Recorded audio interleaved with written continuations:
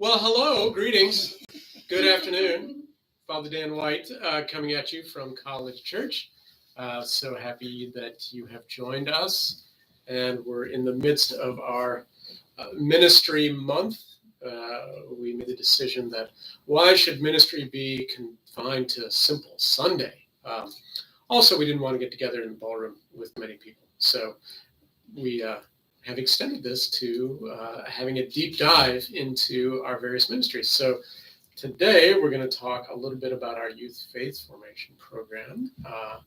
And so I have two of our wonderful staff people who can introduce themselves, and we're going to have a little conversation, chat about what's new, what's going on with youth faith. So we got Terry and Julie. Okay. Well, I'm Terry Edelman, and I am co-director with Julie. I truthfully have no background in this field, but I found out about it when I was working with Angie Dorr on something altogether different with the Archdiocese, and her enthusiasm was riveting, shall we say. And then a few years after that, she needed an assistant just to do sort of clerical type stuff, and I was retired. I thought, well, that sounds pretty simple, something I could do. And then it just sort of just took on a life of its own, and here I am helping direct an absolutely wonderful program. Very fond of the program. I'm Julie Killian. I started out with the program as a parent and then as a catechist, and have been involved, probably for about 25 years as a catechist. So then I got into Catechism of the Good Shepherd, again, over 20 years ago. My children got me into that too.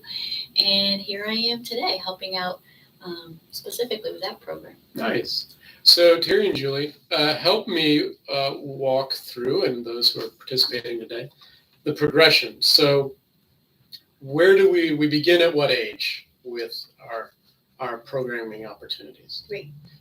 Give or take. Wow, which is pretty amazing, right? And then, so we've made a bit of a change in terms of our Catechism of the Good Shepherd for the earliest ages. Can you say a little bit about that?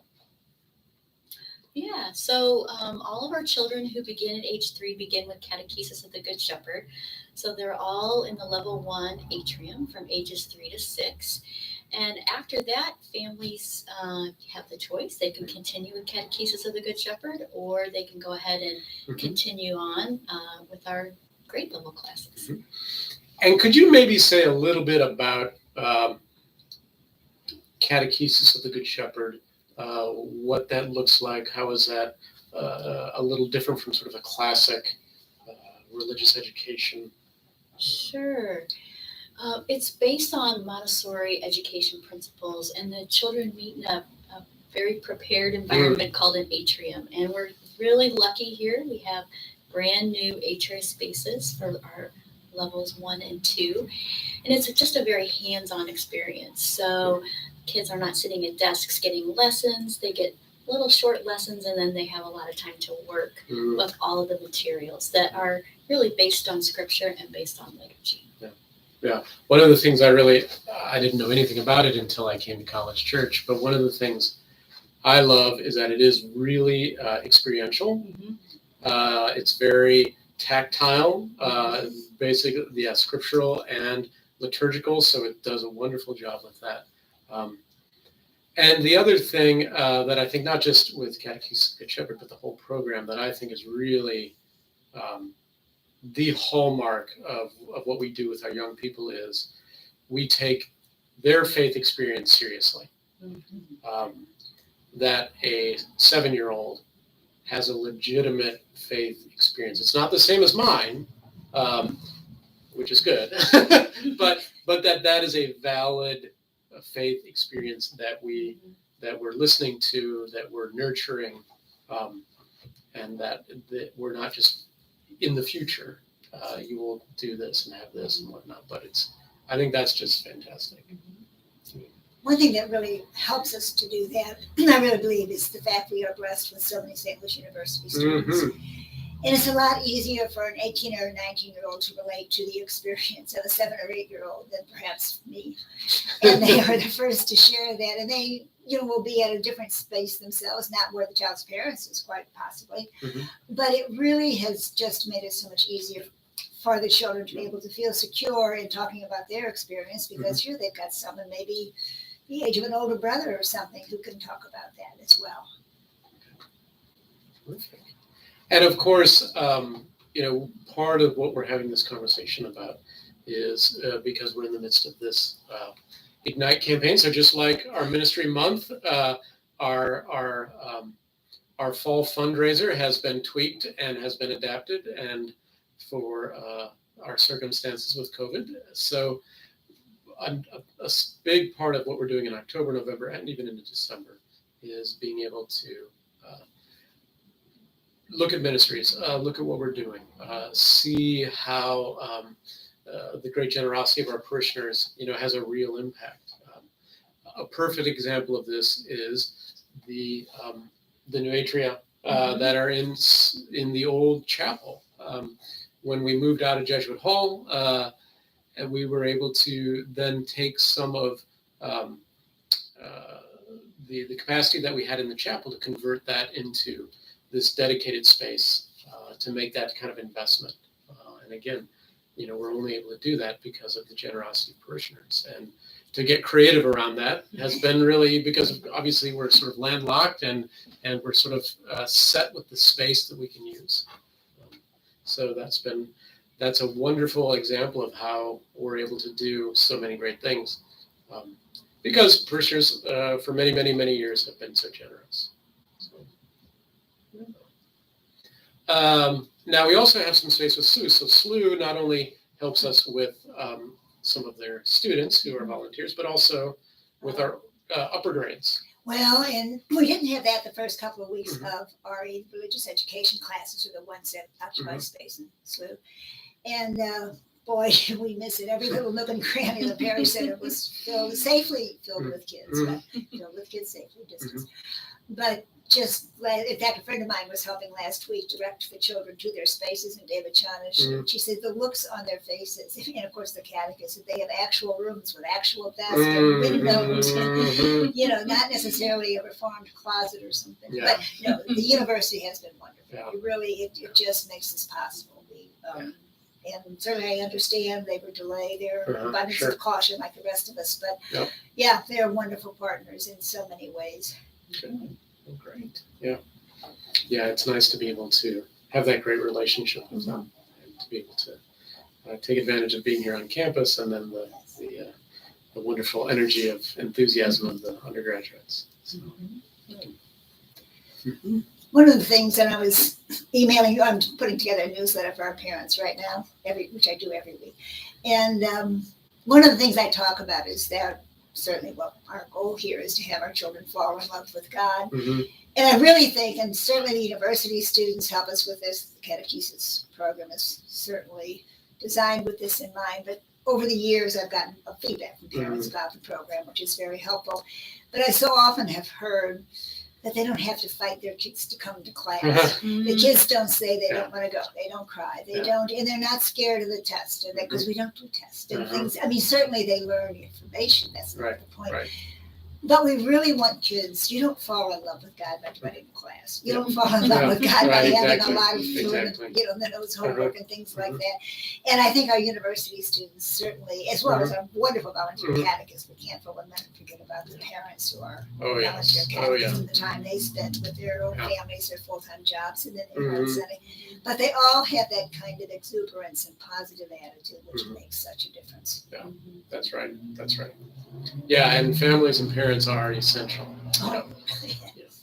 Last year, basically, we increased our catechists to every family that was involved. That's right. So that's right. Every mom and dad, every brother and sister, they were part of the RE sort of youth faith team. So, and that's really important. Again, as wonderful as what we do or try to do on Sundays, clearly we live most of our lives not at college church. So that then has to be shaped and formed in other places.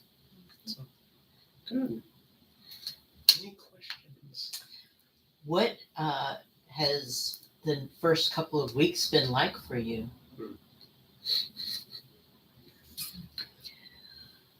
great. It has been great to be back in person again. Yeah, Last year we were virtual, Mhm. and it was good. Mhm. It worked out really, really well, and we had great attendance. Mhm. But to be in person with children and with families has been fantastic.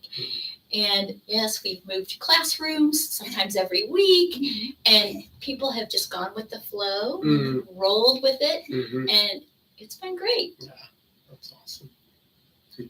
Well, I periodically remind myself that all of our families, at least the ones whose children are at least 5 years old or older, also have a full-time day school. Yes. This is I can't imagine. My children went to Catholic schools. I can't imagine juggling two different schools. Yeah. And again, our parents are it just seems like I'm bombarding them with emails. I sort of want to apologize with everyone, but it's necessary. And they're so gracious about it, and they read them for the most part. And like Julie said, they've been so accommodating, so just so pleasant, flexible, understanding, all of those wonderful things. Yeah. We're so grateful for them. Yeah, and it really is. I mean, I'm so happy to have people back, and Sundays are different. They're more wonderfully chaotic. There's just incredible amount of energy and excitement, and so I missed last year having people not being able to be here, and the other thing as well is that it's great in church to have at the liturgy. Lots more families, a lot more noise, which I love, and really want to make people feel comfortable with that, and having crying babies, and a lot more things going on, so that it just is a great reminder of we have this whole span of ages at College Church, and so to have our young people back again is wonderful. Do you have favorite comments from students or parents?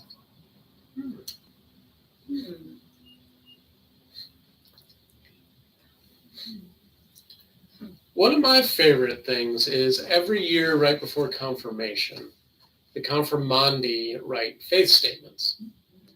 And then we publish them, if that's the right word. We put them together and have a little booklet. And they are amazing. I mean, they are really insightful and really reflective. And I think that, and we put portions of those in the bulletin. So I hope some folks have had that opportunity to read through those. But it's just a very impressive way for children to articulate their faith at that point in their lives. I certainly, when I was in 8th grade, could not have articulated my faith at that level the way that many of these kids are able to. So that always impresses me. Well, the 8th grade year, that confirmation program is such a strong program, and the growth that those children undergo, those young people undergo, starting from September on, is extraordinary. I mean, they're just ripe for the growing, I guess, or something. But yeah, because I'm sure if they had written a faith statement in September, it wouldn't be nothing like right. what they have in May. And they are just amazing. Wow. Yeah, that's very true. Question from Katie. Could you talk about how you help parents accompany their children during sacrament years like First Communion and Confirmation? Yeah, that's a great question. I'll talk about 2nd grade year. We invite parents to experience some of the same things that their children do. So we have special meditations for children who are getting ready for sacraments. And we invite parents to receive those same meditations. So apart from their children, but so that they know what their children are receiving, they also receive those meditations. We also have retreats for our children before First Reconciliation and First Communion. And the parents kind of get a little mini retreat too. So they also have time with one another and have some good discussion time. I just remember sometimes I would be in the babysitting room or something after the 2nd grade, especially the retreat for the reconciliation. The parents would be leaving the adult faith room, And to a person, they said, "Oh, I wish it had been like that when I was in second grade." And we're not talking Right. about old people. Yeah, These right. are probably people in their 30s or maybe 40. Yeah. And so even relatively that recently, Right. there was still such a negative connotation. And, that just isn't, and it isn't that. And that I enjoy seeing First Reconciliation because there always are a few kids who are still a little bit scared, even though they've been reassured and so forth. And they just come out smiling to be the band. It is just so positive, and that's incredible. That's a real compliment to everyone, certainly to the priest, for sure. Yeah, I think being really intentional about that, and saying that it really is the family that's celebrating the sacrament, not just an individual within the family. The other thing that we've started doing a few years ago is for the second graders, they bring up the gifts at 10:30 Mass, the families of the students who are going to be receiving the First Communion. So it's a great way to kind of incorporate them in a very tangible way, with the bringing up the bread and the wine that in a few short months their children will be receiving as the body and blood. So I like just how do we engage, and again, obviously the children, but also their families for this sort of wonderful event. And First Communion and Confirmation are two of my favorite Sundays of the whole year. They're just really, really wonderful.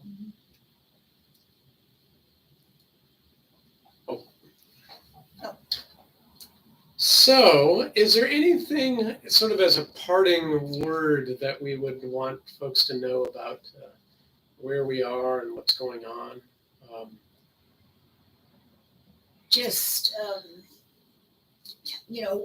I mean, we were virtual last year, which was really a challenge to try to keep a sense of community, feel of community. We did do some, I was going to say drive-by, some parade service and so forth. And there's always a question of how many people are going to come back. Because a number of people, obviously, some people went to Catholic school, some people joined other programs, and some just said, we can't do any more screens. Totally understandable.